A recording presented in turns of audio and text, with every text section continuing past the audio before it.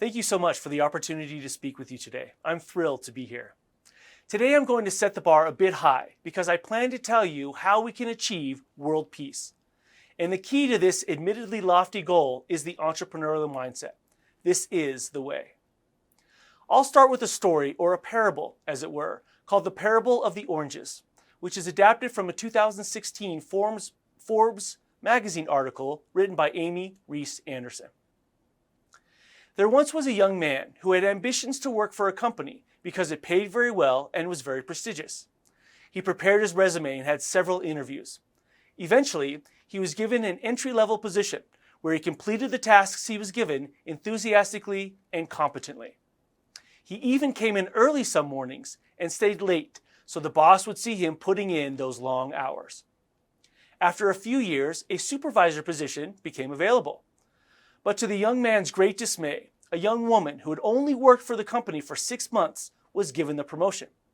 The young man was very angry, and he went to his boss and demanded an explanation. The wise boss said, "Before I answer your question, would you do me a favor?"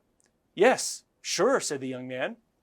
"Would you go to the store and buy some oranges? My wife needs them."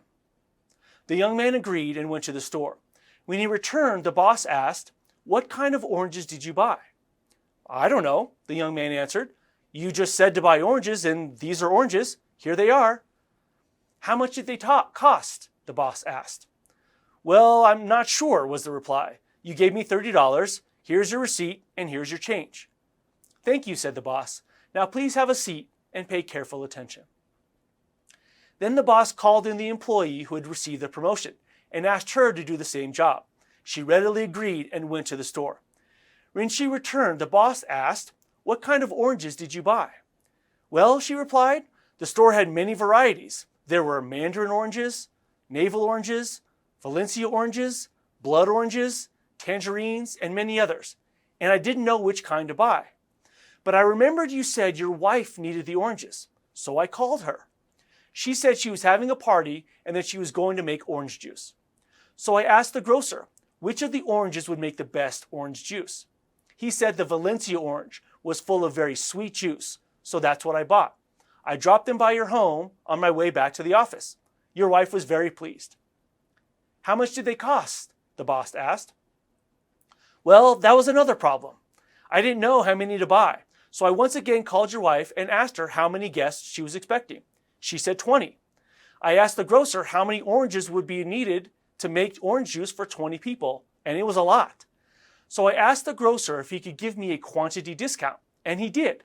These oranges normally cost 75 cents each, but I paid only 50 cents. Here is your change and the receipt." The boss smiled and said, "Thank you. You may go." He looked over at the young man who had been watching. The young man stood up, slumped his shoulders, and said, "I see what you mean," as he walked dejectedly out of the office. So what was the difference between these two employees? The young woman demonstrated the entrepreneurial mindset. She was proactive and sought to add value for her boss rather than just doing what she was told like the young man did. She recognized her limitations and wasn't afraid to ask questions to help fill in what she didn't know. She focused on the problem to be solved, asking questions like why to get to the root of the issue. She used her ingenuity and creativity to find ways to do things better and cheaper than the young man. Even though her boss was the buyer, the wife was actually the customer, and by working to solve her problem, true value was created by the young woman. As a result, both the young woman and the organization itself benefited from her entrepreneurial mindset. On a more intimate note, this mindset can also improve interpersonal relationships as well. For this, I turn to the entrepreneur's ethic. At its core, entrepreneurship is about solving customers' problems in creative, value-added ways. The genesis of every successful entrepreneurial endeavor begins with understanding and solving a real problem faced by someone else, who then becomes a satisfied customer when that problem is solved. The creative and innovative entrepreneurs who add value to the customer in turn receive a financial benefit from the transaction they can use to achieve their own goals and objectives. This mutually beneficial, collectively satisfying reciprocal relationship between the customer and the entrepreneur is the foundation of the entrepreneur's ethic, which is so called because it intrinsically puts the problems and challenges of a potential customer first and foremost as the purpose for entrepreneurial activity. Of note, entrepreneurs do not just gain financially from successfully satisfying their customers' needs. Psychic benefits can include a sense of purpose beyond oneself, a feeling of achievement and accomplishment, a satisfaction that comes from helping others, and an overall fulfillment as a result of focusing one's talents and passions for a noble cause. This symbiotic, positive relationship between customer and entrepreneur is a model for other human interactions as well. One of the main reasons why so many businesses fail is usually because they're either solving a problem that doesn't exist, out of touch with their customers such that their solution does not add enough value, or their solution is not better, faster, and/or cheaper than alternatives. Entrepreneurial endeavors, thus, greatly benefit from adequately and accurately incorporating the perspective of the customer when understanding the problem and generating solutions. Similarly, other types of conflict could be better avoided if people would do more to understand a situation from another's perspective. Imagine how different our world would be if every day we woke up and the first thing we thought of was, how am I going to solve somebody else's problem today? By doing that, we lose the selfishness and obsession with ourselves and focus on others instead. This potentially world-changing dynamic and transformative paradigm is at the fundamental heart of the entrepreneurial mindset and the entrepreneur's ethic. Along with the benefits to customers from this ethic, I can speak from personal experience about the benefits provided to entrepreneurs as they engage in value-added activities. During the pandemic, I published a book called The Startup of Seinfeld, a multimedia approach to learning entrepreneurship, where I introduce principles, theories, and concepts of entrepreneurship, followed by links to clips of Seinfeld episodes to provide examples and context for those entrepreneurial concepts. I found it effective for learners to be able to connect abstract concepts to something more relatable, and this book was my attempt to help them learn better. Thus, from a customer perspective, someone who is interested in entrepreneurship and has an appreciation for Seinfeld can have both of their needs met with this book. Similarly, a lot of people in the world know a lot about entrepreneurship, whether they be academics, researchers, practitioners, and so forth. Furthermore, a lot of people in the world like Seinfeld, which is one of the most popular sitcoms ever.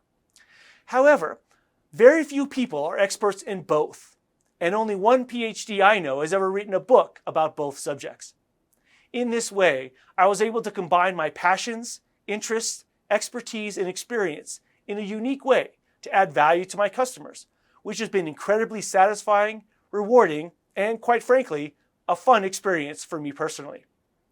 So even if this book never becomes a bestseller, and to this point has mostly been popular with my mom, who loves the book, and me, its commercial success is of much lesser importance than the sense of accomplishment I felt simply creating this book. Yet if I can help someone learn more about entrepreneurship and have some fun doing it, then my entrepreneurial endeavors can truly be called a success. That connection that comes as a result of creatively solving someone else's problem is the beginning of the magic and miracle of entrepreneurship. As interpersonal interactions are improved and strong connections are made, benefits of the entrepreneurial mindset can be extended beyond simply customer and entrepreneur to communities, as demonstrated by the concept of entrepreneur zones, or E-zones for short, created by Dr. Dale Caldwell. Despite being the accessible engine that drives the economy, small businesses are often overlooked by government policymakers and by private investors. In addition to being overlooked, well-run entrepreneurial businesses are frequently strangled with excessive regulations and taxes that prevent them from succeeding and creating living wage jobs in their local community. Enter entrepreneur zones, or E-zones for short. E-zones are defined geographic areas specifically targeted with specialized investment and training to help improve community business activity and the general lives of those within each region. Income and employment tax incentives, process-oriented entrepreneurship training, financial capital, mentoring, and concentrated working spaces are a few of the investments to help the E-Zone businesses be successful.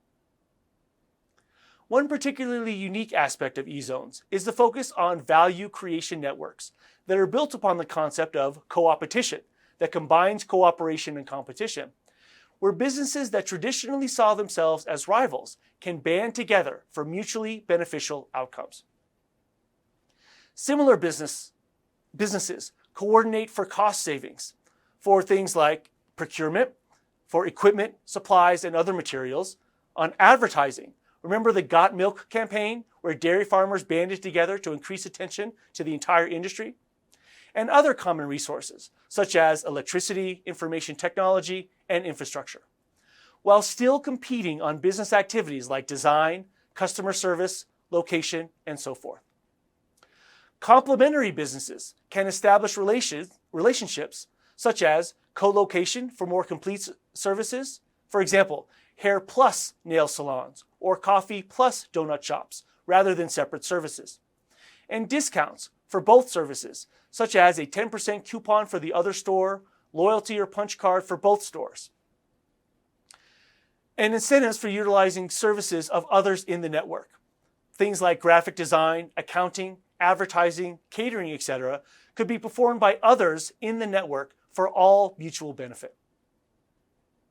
Some of the expected positive outcomes from E-Zones are increased tax revenues, decreased unemployment, increased stability for households as more citizens are gainfully employed, increased educational performance for children living within those more stable households, overall reduction in the dependence on social support systems, and a general increase in satisfaction, productivity, and welfare for E-Zone citizens and their customers. Entrepreneurial activity is the foundation upon which healthy and happy communities can be built, and E-Zones are a vehicle by which the creativity of its citizens can be unleashed and valuable connections are made.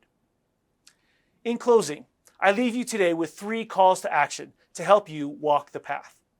Number 1, embrace and seek out opportunities to engage in creative, value-added problem solving.